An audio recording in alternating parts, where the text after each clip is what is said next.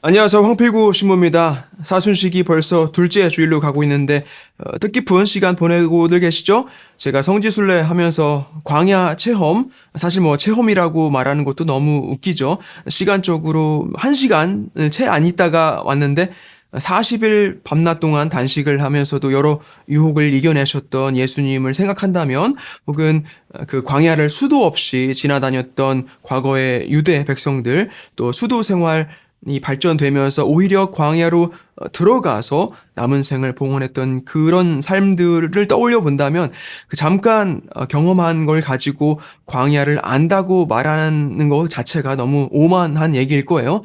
하지만 우리는 이 사순시기라는 시간을 마치 영적인 광야에 들어가 있는 것처럼 지내도록 합니다. 기도와 단식, 또 나눔을 희생하면서 하나님께 돌아가려는 노력에 힘쓰는 것이죠. 우리 신부님들은 사순시기가 되면 대체적으로 좀 바빠지기도 해요. 재수요일부터가 하루 종일 사람들 발길이 끊이질 않아요.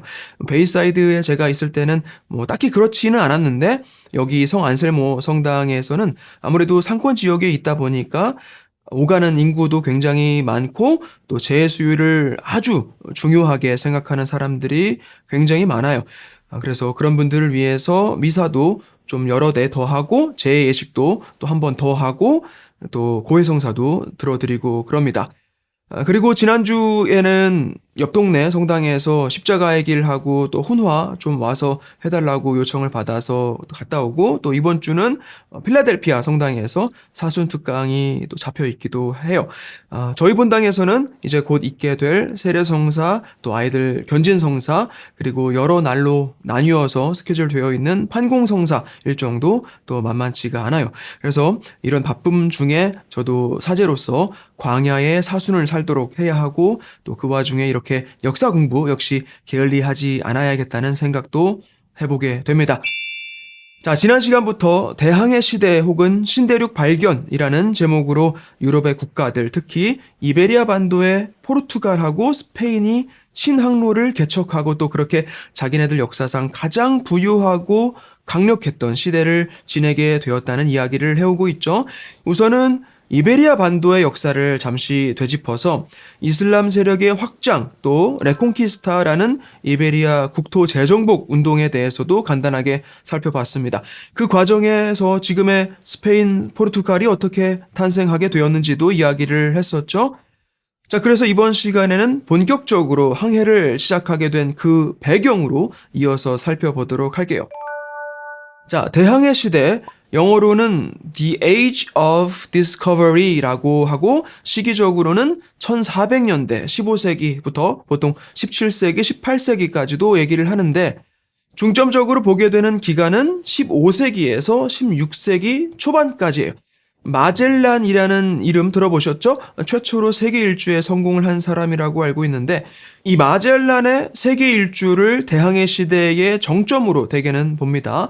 포르투갈 또 스페인 등의 유럽 국가들이 새로운 항로를 개척하고 다른 미지의 땅을 발견하면서 이후 시대로 넘어가는 지대한 영향을 미치게 된 시대를 말하는 거예요. 근데 대항해 시대, 또 신대륙 발견이라는 용어에 대해서 조금 정리를 하고 가야 할 것 같아요. 별거 아닐 수 있으면서 굉장히 중요할 수도 있는 얘기예요.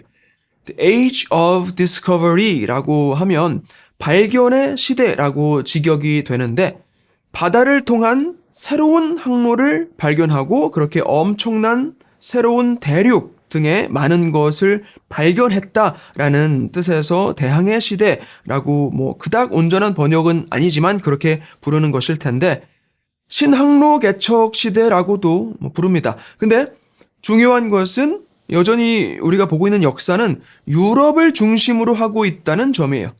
교회사이다 보니까 어쩔 수 없는 것도 있고, 계속 말씀드렸지만 세계사를 종합적으로 볼 때는 패권을 따라갈 수밖에 없어요. 힘의 중심이 어디냐라는 것이죠. 결국 역사는 그들이 쓰는 것이기 때문에.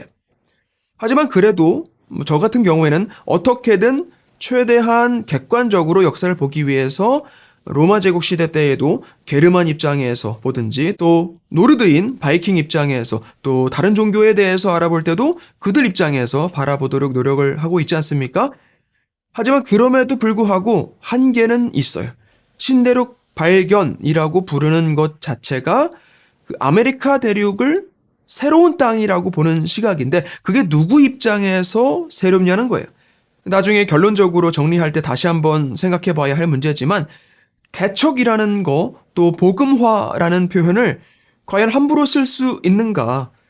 대항해 또는 신대륙 발견, 모험 뭐 이런 거창한 말들로 정당화를 하려고 하겠지만 과연 그 땅에 수천 년 살아왔던 그들도 이 역사 기록에 동의할 것이냐는 또 다른 문제라는 겁니다.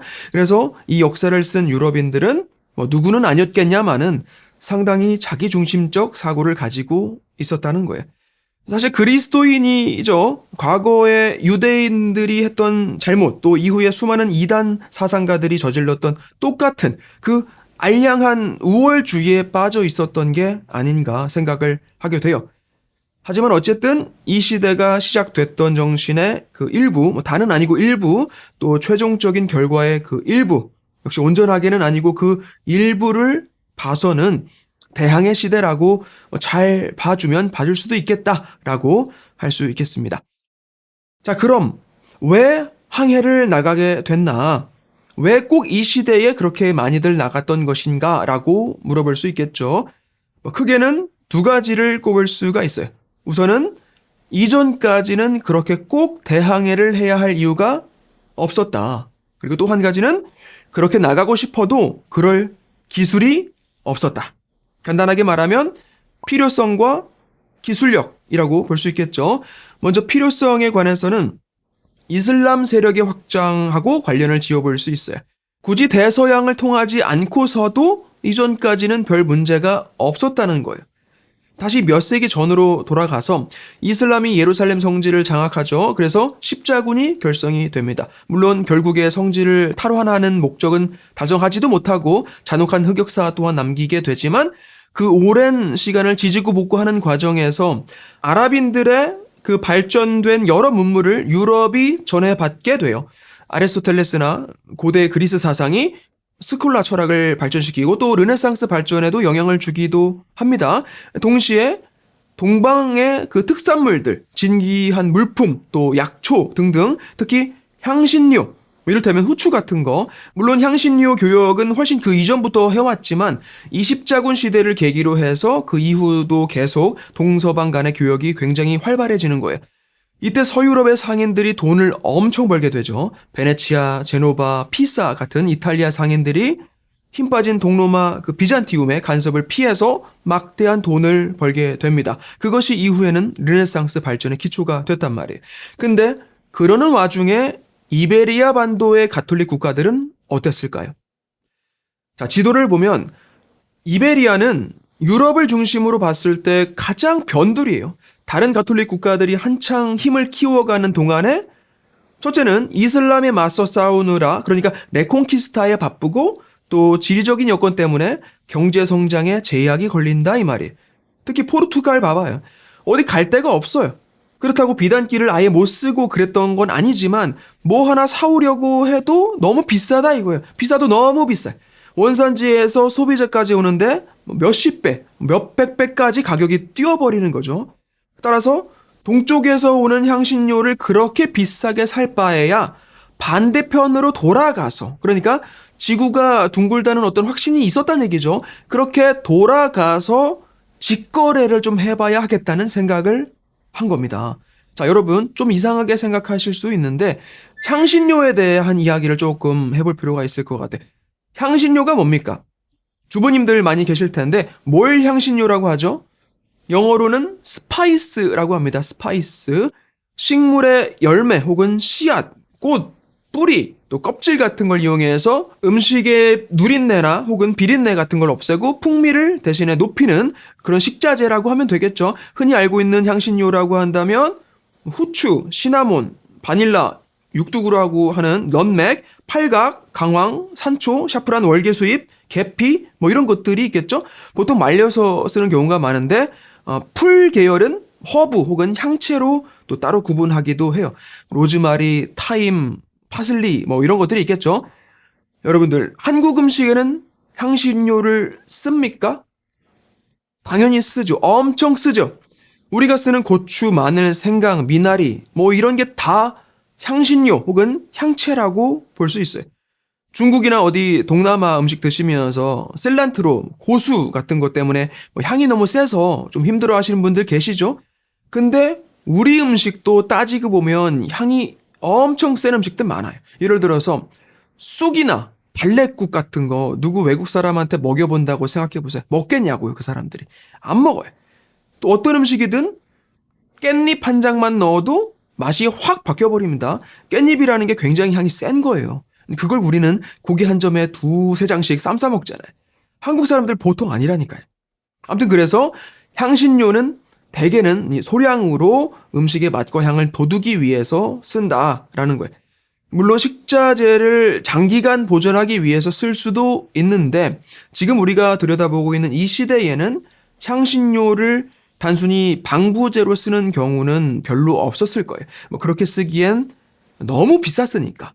직접 그걸 생산을 하거나 돈이 아주 많은 사람들은 쓰기도 했겠지만 음식을 오래 보관하고 먹으려는 용도로는 차라리 소금이나 꿀에 절여서 먹었다고 해요. 설탕은 또 굉장히 또 비쌌어요. 뭐 어쨌든. 근데 이렇게 향신료가 음식을 맛있게 한다는 건 알겠어도 향신료 때문에 대항해를 떠난다는 게 조금 공감하기가 쉽지 않으실 것 같아. 근데 그만큼 인간의 그 맛에 대한 욕구가 강렬하다는 걸 말해주는 거예요. 그러니 그렇게 비싼 향신료를 애초에 활발하게 매매를 할 수 있었던 것이죠.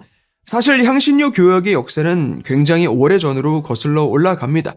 중동 시리아에서 어떤 발굴 작업을 하다가 항아리 하나를 찾아냈는데 그게 기원전 1700년 거예요. 근데 그 안에서 정향이라는 향신료가 있었다는 증거가 나옵니다. 정향. 정향은 정향나무 꽃봉오리를 말려서 쓰는 건데 영어로는 클로브라고 해요. 향도 좋고 고기의 잡내 제거에 아주 최고인데 살균 효과까지 있어서 부패를 막기까지 해요.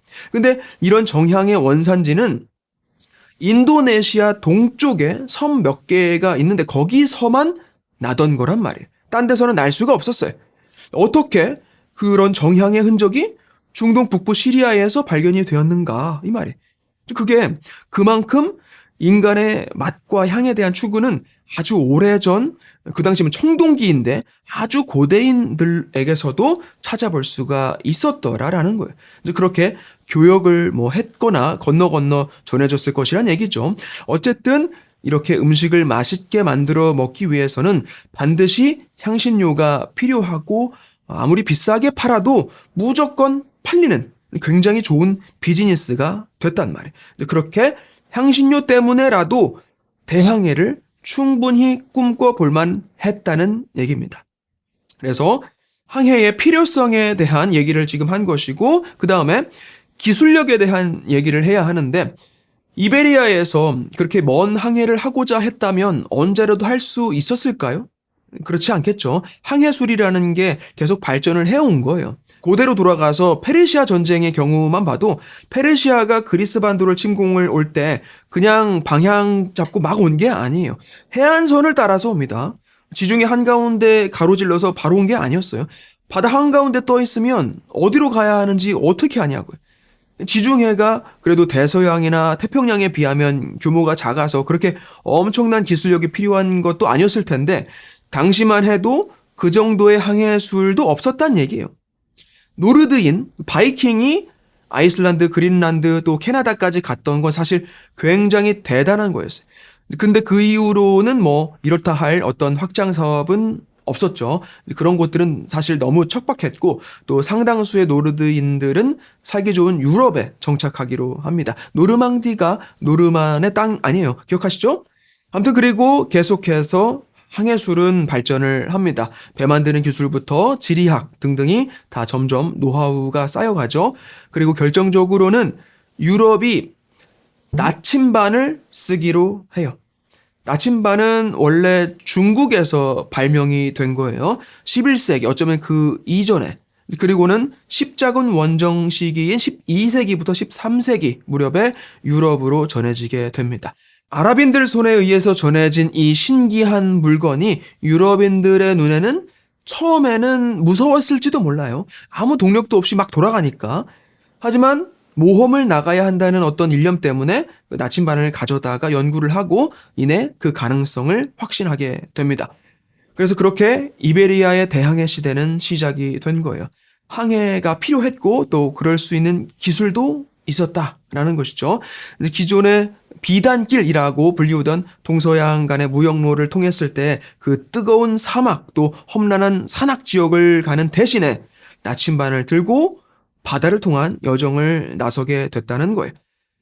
자, 그래서 가장 대표적인 인물로 콜럼버스를 꼽게 되죠. 근데 콜럼버스가 처음은 아니고 연대적으로 보면 포르투갈이 먼저예요. 그래서 포르투갈 먼저 가보도록 하겠습니다. 포르투갈은 이베리아 반도 레콩키스타 운동 중에 백장령으로 시작을 해서 12세기 초에는 독립을 선언하게 됩니다. 당연히 어떤 정당성을 인정받아야 하는데 교회에 승인이 필요했겠죠? 그래서 그 당시에 수도원들도 많이 짓고 그래요. 그리고는 계속 힘을 키워서 1249년에 가면 이베리아 남서부의 알가르베라는 지역을 점령하면서 현재 포르투갈 국경을 거의 완성하게 됩니다. 알가르베는 여기 이 끝부분이에요. 그래서 포르투갈 지도를 보면 이렇게 이만큼이 되죠. 그래서 포르투갈 입장에서는 그렇게 레콩키스타가 끝난 거예요. 어디 더 갈 데가 없어요. 영토가 더 욕심이 난다면 옆으로 가서 카스티아나 아라곤까지 넘볼 수는 있겠지만 어쨌든 이교도들과의 전쟁은 포르투갈 입장에서는 종결이 된 겁니다. 카스티아랑 아라곤이 스페인으로 통합을 해서 그라나다를 점령한 게 1492년이니까 그 200년도 훨씬 전에 포르투갈은 그 대국토 수복 사업을 끝난 것이다 이 말이에요. 그리고 얼마 안 가서 수도도 1255년 코임브라라는 곳에서 리스본으로 이전을 합니다. 이제 그 이후로는 나라가 안정이 되고 본격적으로 경제도 활성화가 돼요. 이베리아가 땅을 막 기름지고 그렇지는 않아요. 햇빛은 좋은데 비가 많이 오고 그렇지는 또 않는단 말이에요. 포도나 올리브 같은 건 잘 되고 그래도 코르크도 여전히 유명하지만 당시로서는 자급자족은 좀 어렵다는 거예요. 반드시 무역을 해야만 하는 것이죠. 그래서 국가적으로도 시장을 확보하고 다른 주변국들하고의 교역 사업을 추진하도록 합니다. 그렇게 상인 계층 부르주아 세력이 부상을 하게 돼요. 그러면서 선박 기술도 발달을 하게 되는 것이죠. 그렇게 100년 이상 안정기를 지낼 수가 있었어요. 그 이후에 위기라면 위기는 1384년 카스티아가 침공을 오는데 포르투갈이 운이 좋았던 건지 카스티아가 운이 나빴던 건지 바로 흑사병이 도는 바람에 큰 문제 없이 지나가고 얼마 안 있어서 카스티아가 다시 또 쳐들어오긴 하는데 포르투갈은 또 잘 방어를 해요. 이제 그 즈음에 가서는 국력도 상당한 수준에 와 있었다는 얘기가 되겠죠. 하지만 포르투갈은 지정학적으로 유럽에서 보면 가장 변방이에요. 농지로 적합한 땅을 가진 것도 아니기 때문에 상업만이 살 길이었어요. 근데 육로로 가자니 카스티아랑 아라곤이 버티고 있어서 아예 길을 막고 있던 건 아니지만 오는 길에 계속 세금이나 유통비용이 붙는단 말이에요. 그래서 어쩔 수 없이 해양 쪽으로 눈을 돌리게 된 거죠. 근데 그 지중해 쪽으로 가려고 보니까 서부는 이탈리아 베네치아랑 제노바가 버티고 있고 동부랑 남부는 이슬람 세력이 꽉 잡고 있더란 말이에요. 그래서 항상 외국하고 교역을 하는데 어떤 애로사항이 있게 됩니다. 포르투갈이 레콩키스타 이후로 통일 또 그 뒤로도 국경을 방어하고 경제를 안정화하는데 여러 방면으로 힘을 썼겠죠. 그 일환으로 지중해를 건너서 아프리카의 세우타라는 곳을 점령하게 돼요.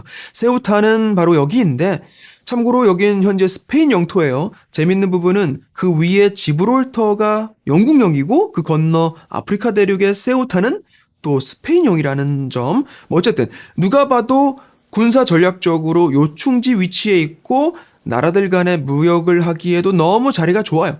당연히 고대 때부터 패권 세력들은 여길 차지해 왔었겠죠. 과거에 페니키아도 그랬고 이후에 로마 제국도 당연히 점령을 했고 나중에는 반달족이 차지를 했다가 8세기에 이슬람이 와서는 자리를 잡게 됩니다. 그리고는 수세기가 지나서 드디어 포르투갈이 당시 아비스 왕조의 시조 주왕 1세가 왕이었는데 기습을 해서 순식간에 아랍군을 몰아내기에 성공을 합니다. 이때 이 세우타를 공격하자고 주장을 하고 또 점령의 1등으로 공을 세운 인물이 바로 주왕 1세의 넷째 아들 엔리케 왕자였어요. 엔리케 왕자. 엔히크라고 발음하기도 합니다. 이 엔리케 왕자는 사실 왕위에서 순위로는 한참 밀려나 있는 상태였는데 그럼에도 불구하고 광활한 바다로 대서양 또 아프리카로 나가야만 한다는 필요성에 대한 확신이 있었던 거예요. 이후로도 항해자들을 모아서 해외로의 개척을 해나갑니다. 그렇다고 그게 그렇게 쉬운 건 아니었겠죠. 말로는 왕자라고 하지만 바다로 나갑시다 한다고 누가 따라 나서고 그런 거 없거든요. 아버지인 왕부터 형제들 또 귀족들을 다 설득해서 지원을 받았기 때문에 가능했던 거예요. 그게 어떻게 가능했느냐? 포르투갈에는 상업계층 부르주아 세력이 늘어났다고 그랬죠. 사실 이 상업 부르주아들이 그러니까 신흥 세력이 후원을 했기 때문에 애초에 아비스 왕조도 들어설 수가 있었던 거예요. 그리고 이들한테는 바다를 통한 교역로를 트는 것이 어떤 대단한 모험일 수 있지만 그만큼 위험을 감수할 충분한 이유가 있었던 것이죠. 결국엔 다 자기네들한테 이득이 되는 거였단 말이에요. 그래서 그렇게 15세기에 대서양의 카나리아 섬, 마데이라 섬, 아조레스 섬 등으로 가서 전부 다 식민지로 삼는 데 성공을 해요. 이런 섬들이 사실 지금까지도 포르투갈령으로 있습니다. 그리고 또 한 가지는 오랜 시간에 이슬람 세력과의 그 대립을 겪으면서 선교에 대한 중요성을 다시 한번 절실히 느끼게 돼요. 선교. 전략적으로도 이슬람 인구보다 그리스도인이 많아야 한다. 그리스도교 지배지를 더 넓혀야 한다고 생각을 하게 됩니다. 거기에다가 아프리카에 금이 많다라는 사실도 알게 되고 어쨌든 그렇게 여러모로 해안을 따라서 계속 조금씩 내려갔다 오고 그러면서 결국 에니케 왕자 사망 이후지만 바르톨로미우 디아즈라는 인물이 1488년 아프리카 최남단까지 도달을 해요. 그러면서 그럼 인도까지 한번 가볼까 하는 희망을 얻었다고 해서 거길 희망봉이라고 부르기로 합니다. 그리고 10년 후 1498년 바스쿠 다 가마라는 인물이 인도로 가는 항로 개척에 진짜로 성공을 해요. 그리고는 1522년 마젤란이 세계 최초로 세계 일주를 해냅니다. 그렇게 포르투갈이 과연 대항해 시대를 이끌었다라고 충분히 자신할 수가 있는 것이고 그 시작에 대해서는 엔리케 왕자한테 공을 돌리게 되는 것이죠. 그래서 리스본에 가보면 벨렘이라는 곳에 발견기념비라는 조형물이 있어요. 이렇게 대항해 시대의 주적들을 새겨놓았는데 그 맨 앞에 당당하게 엔리케 왕자가 자리를 하고 있습니다. 자, 이제 그리고 스페인으로 가볼게요.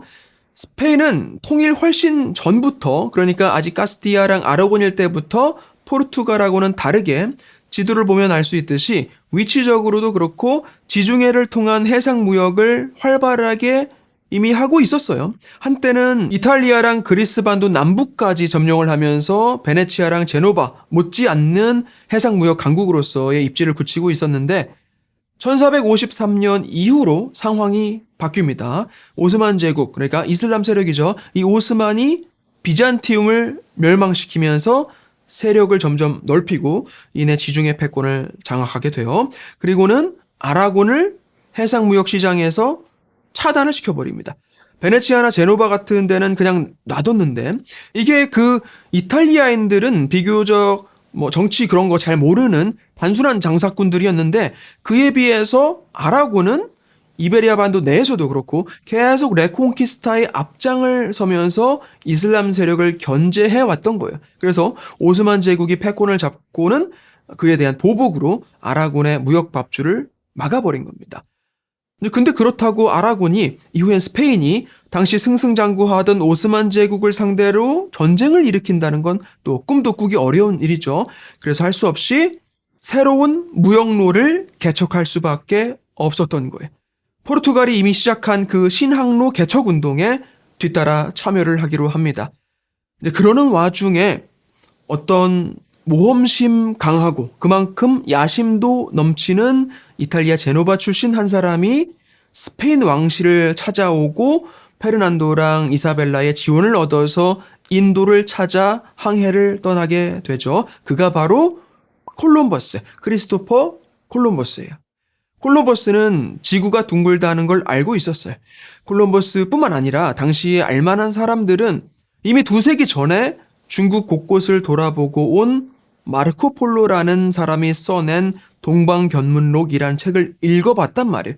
그러면서 동양에 대한 어떤 환상 같은 것도 생기게 됐겠죠. 아무튼 그 즈음에 가서는 과학도 엄청나게 발달을 했기 때문에 지구가 구 형태라는 계산이 어느 정도는 나온 상태였단 말이에요. 바다 끝은 낭떠러지가 아닐 뿐더러 지구는 둥글고 생각보다 그렇게 크지도 않을 거란 믿음이 있었어요.